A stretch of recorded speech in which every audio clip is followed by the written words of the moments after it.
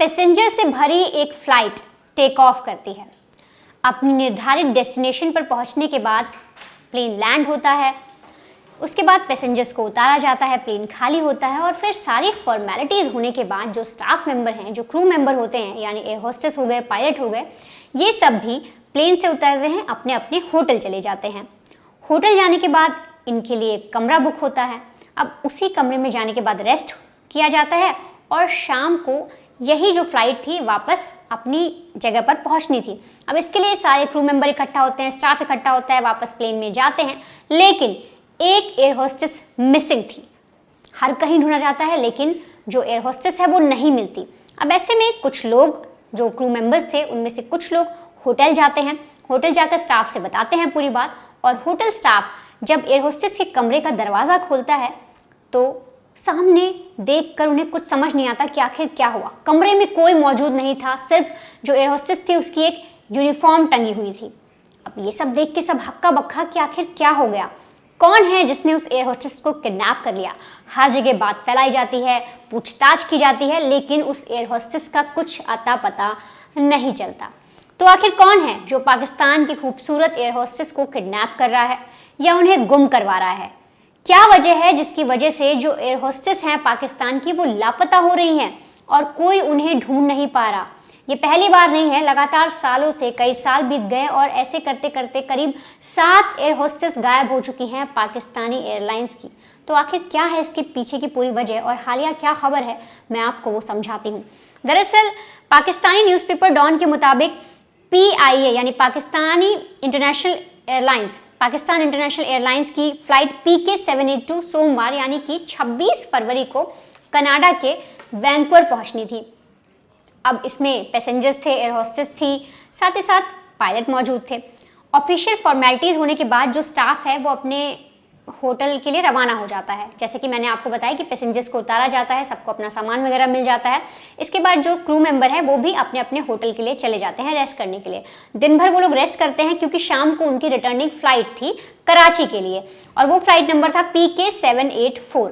अब तय समय के मुताबिक जितने भी क्रू मेंबर्स थे वो सारे एक जगह पर इकट्ठा होते हैं और प्लेन में जाते हैं।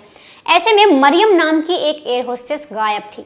उसका फ़ोन कांटेक्ट करने की कोशिश की गई, फ़ोन के ज़रिए व्हाट्सएप कॉल किए गए, कई सारी ऐसे बातचीत करने की उनसे कोशिश की गई लेकिन उन्होंने कोई जवाब नहीं दिया। अब इसके बाद जो बाकी की एयर होस्टेस थी वो परेशान होने लगी कि आखिर क्या हो गया, ये अब हमारा फ़ोन क्यों नहीं उठा रही है। ये सारी बातें उन्होंने अपने हेड को बताई। हेड ने बोला ठीक है, एक बार तुम लोग होटल में जाकर चेक करो। ये लोग होटल रूम जाते हैं, वहाँ पर चेक करते हैं तो देखते हैं कि कमरे में कोई मौजूद नहीं है, एयर होस्टेस वहाँ पर नहीं है, लेकिन उसकी वर्दी टंगी हुई है और उसके जो वर्दी है उसके ऊपर लिखा हुआ है थैंक यू PIA यानी कि thank you Pakistan international airlines. अब ये देखने के बाद किसी को कुछ समझ नहीं आता कि अचानक क्या हुआ। ये सारी चीज़ें समझाई जाती हैं, बताई जाती हैं, आगे अपने हेड को बताया जाता है।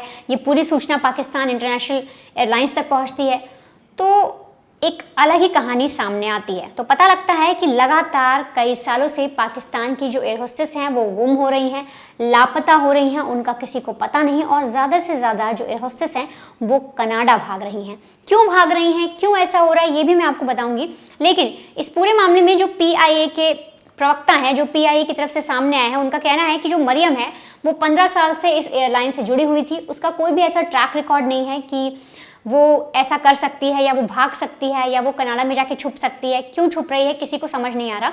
लेकिन उन्होंने कहा है कि मरियम को हम कोशिश करेंगे कि हम ढूंढ निकालें, लेकिन वो जहाँ भी है, जैसे गई, किसके साथ गई, क्यों लापता हुई, इस बारे में उनकी कोई जानकारी नहीं है।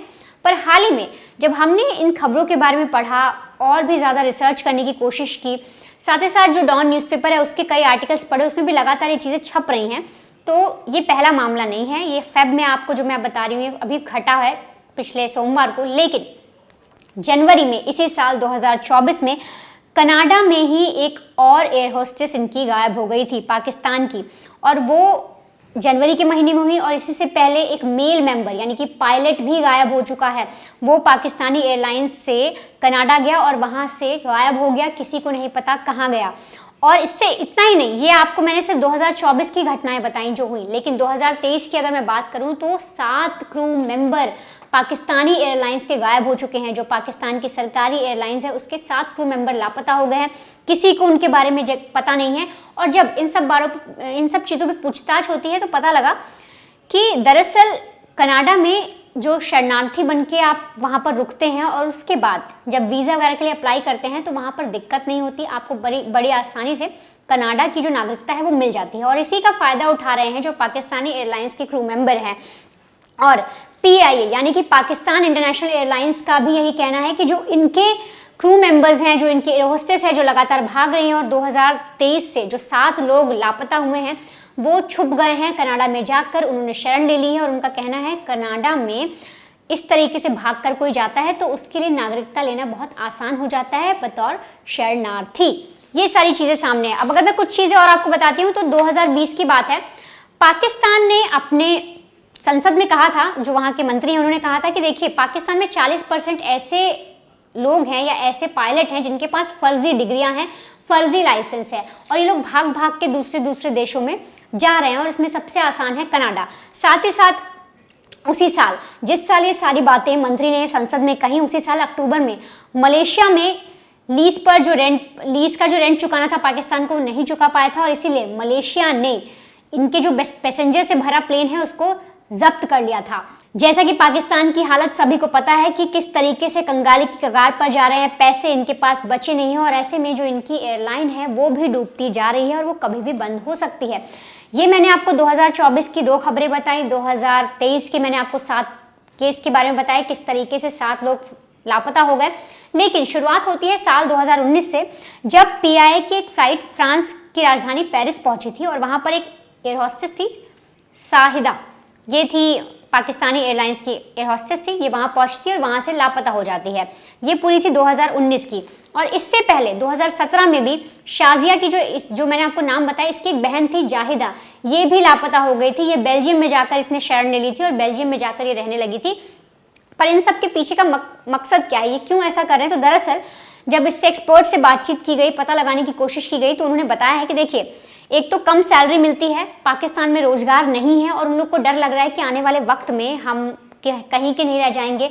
PIA यानी कि जो पाकिस्तानी इंटरनेशनल एयरलाइंस है वो डूब सकती है, कभी बंद हो सकती है, क्योंकि ब्लूमबर्ग की एक रिपोर्ट है जो सितंबर 2023 में आई थी, उसमें कहा गया है कि PIA पर अब कुल देनदारी जो है वो बढ़ गई है और बढ़कर 743 अरब पाकिस्तानी रुपए की हो गई है। अब ऐसे में सबको ये लग रहा है कि जो एयरलाइंस है वो कर्ज में डूबती जा रही है।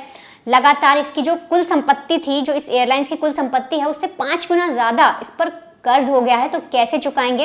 और आने वाले वक्त में ये कयास लगाए जा रहे हैं कि ये एयरलाइन डूब जाएगी, बंद हो जाएगी, जिससे लोगों की नौकरी चली जाएगी, जो एयर होस्टेस हैं, जो पायलट हैं, और इसीलिए ये लोग भाग भाग कर दूसरे देशों में जा रहे हैं, जिसमें सबसे फेमस है कनाडा।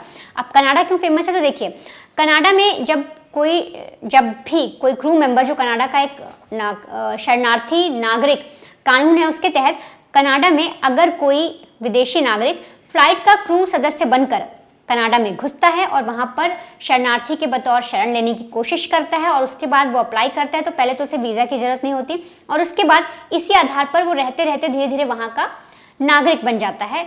जब वो लगातार कनाडा में रहने लग जाए और एक तरीके से शरणार्थी बनकर रहे, तो उसे वहाँ का जो वीज़ा नहीं लेना पड़ता और साथ ही साथ नागरिकता बड़ी आसानी से मिल जाती है। और इसीलिए जितने भी पाकिस्तानी एयर होस्टेस हैं, जो वहाँ के क्रू मेंबर्स हैं, वो भाग भाग कर कनाडा जा रहे हैं, लापता हो रहे हैं, किसी को उनकी खबर नहीं लग रही है, ताकि वो अपने जीवन यापन के लिए कोई नई नौकरी ढूंढ सकें, कुछ नया कर सकें, या फिर वहाँ पर कोई उनको नौकरी मिल जाए तो उनके लिए बेहतर होगा। क्योंकि पाकिस्तान में तो अब जिस तरीके के हालात हैं, उन्हें अपना करियर या यूँ कहें कि उन्हें अपना फ्यूचर नज़र नहीं आ रहा।